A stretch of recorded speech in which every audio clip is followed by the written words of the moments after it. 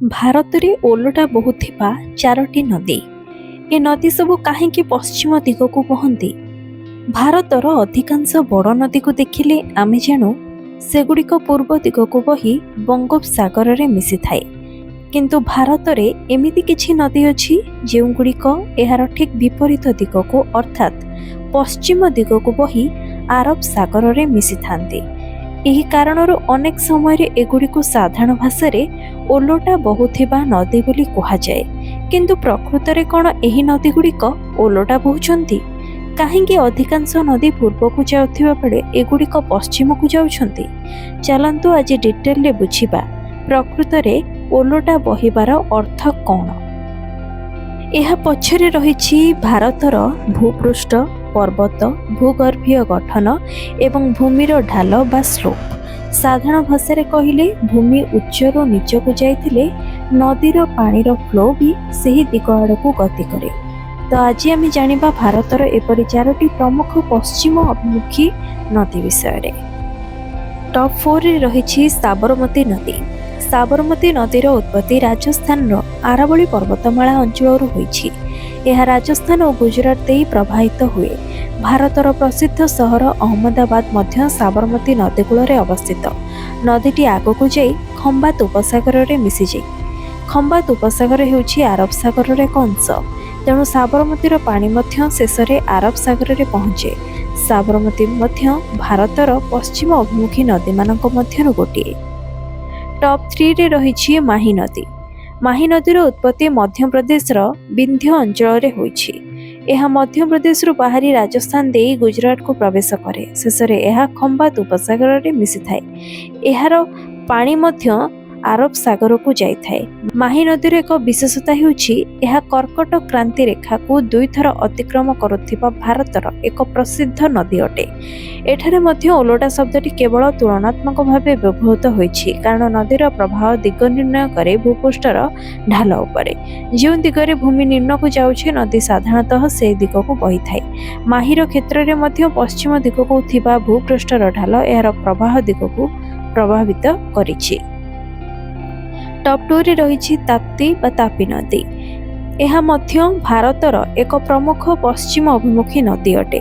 ତାପ୍ତି ନଦୀର ଉତ୍ପତ୍ତି ମଧ୍ୟପ୍ରଦେଶର ମୁଲତାଇ ଅଞ୍ଚଳରୁ ହୋଇଛି। ଏହା ମଧ୍ୟପ୍ରଦେଶ, ମହାରାଷ୍ଟ୍ର ଏବଂ ଗୁଜରାଟ ଦେଇ ପ୍ରବାହିତ ହୋଇ ଶେଷରେ ଆରବ ସାଗରର ଖମ୍ବାତ ଉପସାଗରରେ ମିଶିଛି।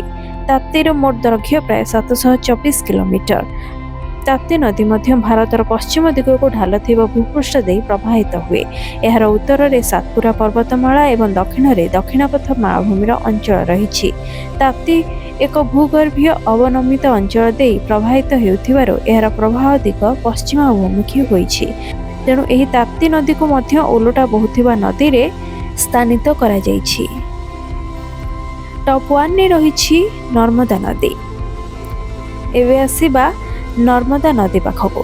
ନର୍ମଦା ଭାରତର ସବୁଠାରୁ ପ୍ରସିଦ୍ଧ ଏବଂ ପଶ୍ଚିମ ଅଭିମୁଖୀ ନଦୀମାନଙ୍କ ମଧ୍ୟରୁ ଗୋଟିଏ। ଏହା ଏକ ପବିତ୍ର ନଦୀ ଅଟେ। ଏହାର ଉତ୍ପତ୍ତି ମଧ୍ୟପ୍ରଦେଶର ଅମରକଣ୍ଟକ ଅଞ୍ଚଳରୁ ହୋଇଛି। ଅମରକଣ୍ଟକ ଅଞ୍ଚଳଟି ଭାରତର ଏକ ଗୁରୁତ୍ୱପୂର୍ଣ୍ଣ ଜଳବିଭାଜିକା ଅଞ୍ଚଳ। ଏଠାରୁ ନର୍ମଦା ପଶ୍ଚିମ ଦିଗକୁ ଯାତ୍ରା ଆରମ୍ଭ କରେ। ଏହା ମଧ୍ୟପ୍ରଦେଶ ଦେଇ ପ୍ରବାହିତ ହୋଇ ଗୁଜରାଟ ଦେଇ ଯାଇ ଖମ୍ବାତ ଉପସାଗର ମାଧ୍ୟମରେ ଆରବ ସାଗରରେ ମିଶିଛି। ନର୍ମଦାର ଏକ ବିଶେଷ ଭୌଗୋଳିକ ବୈଶିଷ୍ଟ୍ୟ ହେଉଛି ଏହା ବିନ୍ଧ୍ୟ ପର୍ବତମାଳା ଓ ସାତପୁରା ପର୍ବତମାଳା ମଧ୍ୟରେ ଥିବା ରିଫ୍ଟ ଭ୍ୟାଲି ଦେଇ ବହେ। ଏହି ଭୂଗର୍ଭୀୟ ଗଠନ ନର୍ମଦାକୁ ପଶ୍ଚିମ ଦିଗକୁ ବହିବା ପାଇଁ ଏକ ପ୍ରାକୃତିକ ମାର୍ଗ ଦେଇଛି। ତେବେ ନର୍ମଦାକୁ ଓଲଟା କାହିଁକି କୁହାଯାଏ? କାରଣ ଭାରତର ଅନେକ ବଡ଼ ନଦୀ ଯେପରିକି ଗଙ୍ଗା, ଯମୁନା, ଗୋଦାବରୀ, କୃଷ୍ଣା ଓ ମହାନଦୀ ମୁଖ୍ୟତଃ ପୂର୍ବ ଦିଗକୁ ବହି ବଙ୍ଗୋପସାଗରରେ ମିଶିଛନ୍ତି। କିନ୍ତୁ ନର୍ମଦା ଏହାର ବିପରୀତ ଦିଗରେ ପଶ୍ଚିମକୁ ବହୁଛି। ତେଣୁ ସାଧାରଣ ଭାଷାରେ ଏହାକୁ ଓଲଟା ନଦୀ କୁହାଯାଏ। କିନ୍ତୁ ମନେ ରଖନ୍ତୁ, ନର୍ମଦା ପ୍ରକୃତରେ ଓଲଟା ବହୁ ନାହିଁ। ନଦୀ ସବୁବେଳେ ଉଚ୍ଚ ସ୍ଥାନରୁ ନିମ୍ନ ସ୍ଥାନକୁ ବହେ। ନର୍ମଦାର ଭୂପୃଷ୍ଠର ଢାଲ ପଶ୍ଚିମ ଦିଗକୁ ଥିବାରୁ ଏହା ସେହି ଦିଗକୁ ବହୁଛି। ଏବେ ଜାଣିବା ଏହି ନଦୀଗୁଡ଼ିକ ପଶ୍ଚିମକୁ କାହିଁକି ବହନ୍ତି। ଭାରତର ଅଧିକାଂଶ ନଦୀ ପୂର୍ବକୁ ବହୁଥିବା ବେଳେ ଏହି ନଦୀଗୁଡ଼ିକ ପଶ୍ଚିମକୁ ବହୁଥାନ୍ତି। ତେଣୁ ଏଗୁଡ଼ିକୁ ଓଲଟା ବହୁଥିବା ନଦୀ ମଧ୍ୟରେ ସ୍ଥାନିତ କରାଯାଇଛି। ଏହାର ମୁଖ୍ୟ କାରଣ ହେଉଛି ଭାରତୀୟ ଭୂପୃଷ୍ଠର ଢାଲ ଏବଂ ଭୂଗର୍ଭୀୟ ଗଠନ। ଭାରତର ଦକ୍ଷିଣ ଏବଂ ମଧ୍ୟ ଅଞ୍ଚଳର ଅନେକ ଭାଗ ଉଚ୍ଚ ମାଳଭୂମି ଭଳି ଗଠିତ।